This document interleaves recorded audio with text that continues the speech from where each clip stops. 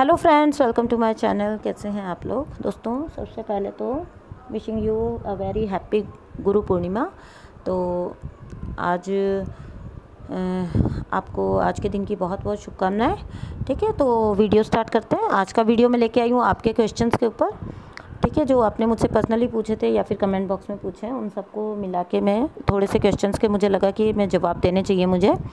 तो सबसे पहला जो क्वेश्चन है वो है कि किसी ने मुझसे पूछा है कि अगर जो है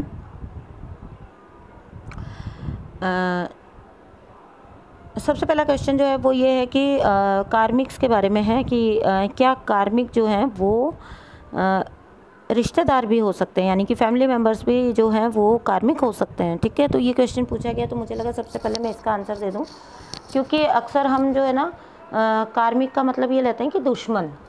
ठीक है, तो मैं आपको यहाँ पे ये बता दूं कि कार्मिक जो है वो कोई बुरा इंसान नहीं होता है या वो कोई आपका दुश्मन नहीं होता है, बल्कि कार्मिक जो है वो आपके सबसे ज़्यादा भला करते हैं आपकी ज़िंदगी में आके। ठीक है, क्योंकि उनको आपकी लाइफ में डाला इसलिए जाता है क्योंकि आपको इतना तपा दें वो कि आप निखरे सोने की तरह जो है निकल के आ सकें। ठीक है, तो कार्मिक का बहुत बड़ा रोल होता है आपकी जर्नी में, आपकी लाइफ में। ठीक है, इसलिए उनको, हाँ जी, कार्मिक जो होते हैं वो आपके निकटतम रिश्तेदार होंगे, जिससे जितना ज़्यादा आपका कार्मिक जो लेन देन होगा, ठीक है, वो उतने ही पास वाले रिश्ते में आपके साथ बंधा हुआ इंसान होगा। देखिए, मैंने पहले वाले वीडियोस में भी बोला है, मेरा जो कार्मिक वाले वीडियो थे उसके अंदर भी मैंने बोला है कि अगर आपका फ्रेंड होता है कार्मिक, ठीक है, आप अपने फ्रेंड से अगर आपके फ्रेंड सर्कल है जो कि कार्मिक हैं वहाँ पे लोग, ठीक है, आपके नेबर जो हैं वो कार्मिक जैसा बिहेव करते हैं आपके साथ, आपको बेवजह पोक करते हैं, आपको बेवजह परेशान करते हैं। ठीक है, तो आपके पास ऑप्शन होते हैं, आप उनको छोड़ के कहीं और जा सकते हो, दूसरी जगह रह सकते हो, उनसे दूरी बना सकते हो, उनसे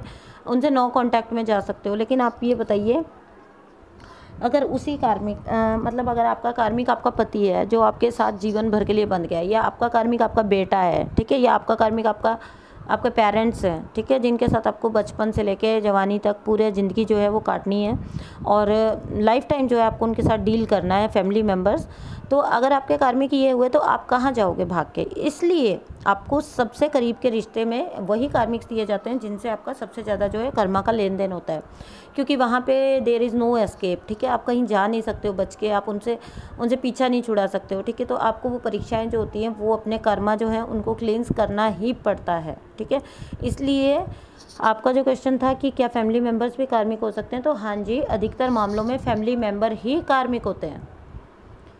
ठीक है, और आपसे ज़िंदगी भर के लिए बंधे रह सकें ऐसे रिश्तों में आपके सबसे गहरे वाले जो कर्माज होते हैं, कार्मिक्स होते हैं, वो आते हैं।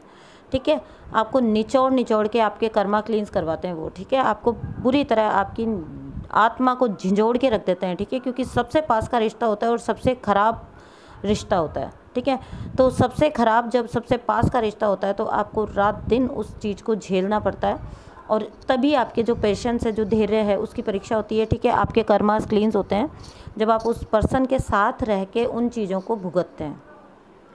ठीक है, सो आपका जैसा आपने एक्सपेक्ट किया होता है कि पति ऐसा मिलेगा, तो डेफिनेटली वो आपको वैसा नहीं मिलता है। ठीक है, आपकी औलाद आगे चल के ऐसी निकलेगी, वो नहीं निकलेगी। ठीक है, क्योंकि वो आपके कार्मिक्स हैं।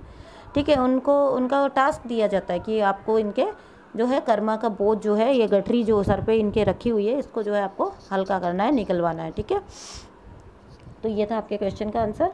फिर नेक्स्ट था, हाँ, इस बीच में फ्रेंड्स एक छोटी सी बात और मुझे करनी है कि किसी ने 2-3 बार जो है वीडियोस के नीचे कमेंट बॉक्स में लिंक शेयर किया था। ठीक है, तो नो हार्ड फीलिंग्स।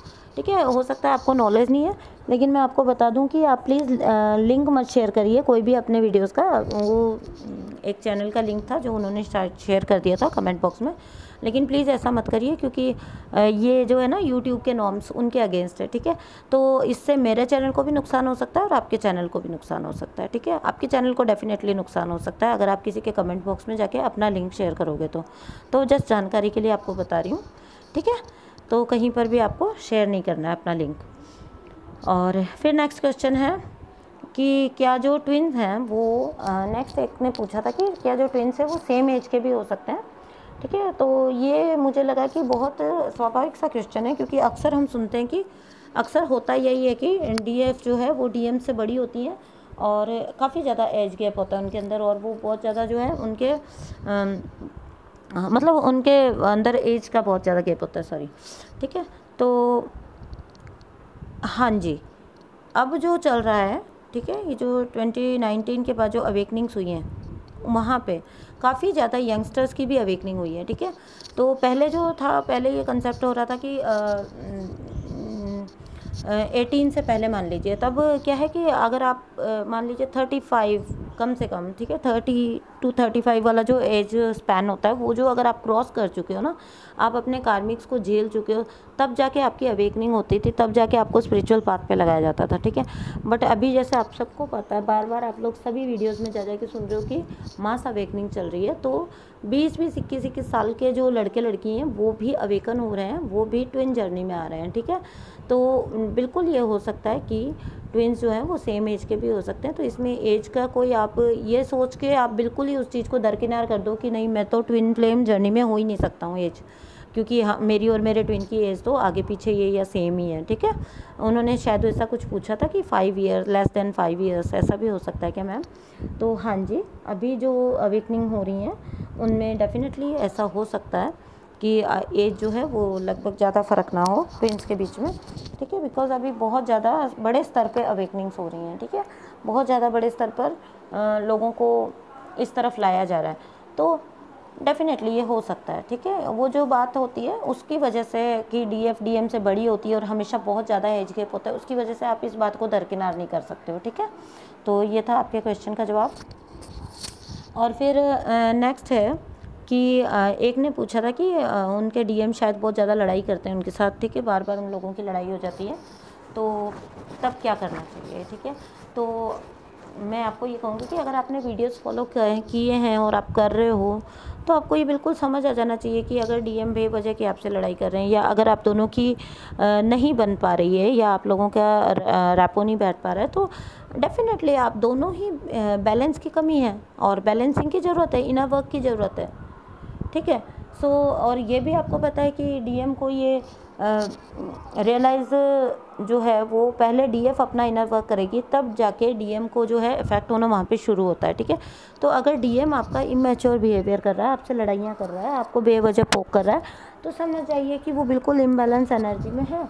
और आपको इस टाइम पे जो है, अगर आप लोगों का बहुत भयंकर लड़ाई नहीं हो रही है, या आप किसी टाइप से पूरी तरह से सेपरेशन में नहीं जा रहे हो, ठीक है, तो आपको डेफिनेटली उस चीज़ के लिए आपको सोचने की ज़रूरत नहीं है। आपको बिल्कुल नो कांटेक्ट में जाके अपना इनर वर्क जो है वो बहुत ही ज़्यादा फुल फ्लेजेडली करना चाहिए।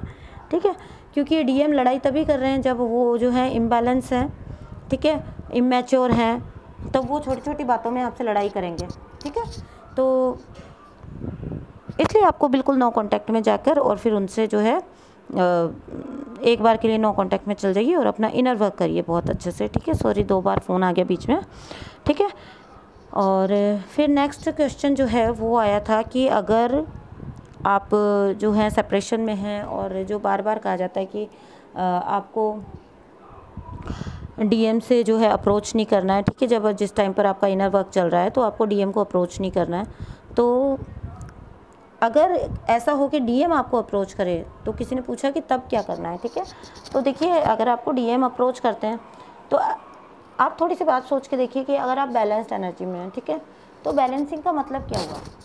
बैलेंसिंग का मतलब ये हुआ कि जैसे आम लोग आपके सामने आते हैं, बाकी लोग भी आपके सामने आते हैं। ठीक है, तो क्या करते हो आप?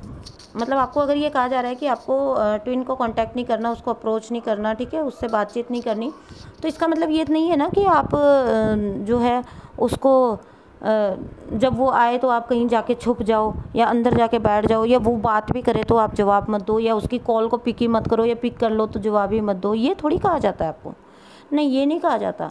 आपको जस्ट ओवरवेल्म्ड नहीं होना है, अपना बैलेंस नहीं खोना है, नॉर्मल तो आपको रिप्लाई करना ही है और करना ही पड़ेगा, क्योंकि बहुत से ऐसे भी होते हैं जिनके डीएम जो है वो उनके आसपास ही होते हैं, उनके कांटेक्ट में ही होते हैं, बार बार उनका कांटेक्ट होता रहता है। तो आपको ऐसा नहीं कहा जाता है कि आपको अगर डीएम अप्रोच करता है, ठीक है, आपको अगर डीएम अप्रोच करते हैं तो आपको बात करनी होगी, आपको सामने भी जाना होगा, बस आपको अपना इनर बैलेंस नहीं खोना है, आपको उस चीज़ से अपनी जगह पे स्थित रहना है, मूव नहीं होना है वहाँ से, ठीक है। तो अगर नॉर्मली आपका डीएम आपको अप्रोच कर रहे हैं तो आपको ऐसा बिहेव करना है जैसे आप बाकी लोगों के साथ करते हो। कॉल आया तो उसका जितनी सी बात है उसका जवाब दे दिया, ठीक है। या सामने आ गए तो जस्ट आपने जितनी सी बात हुई आप लोगों की बातचीत उसको नॉर्मली करना है जैसे आप बाकी लोगों से करते हो, ठीक है।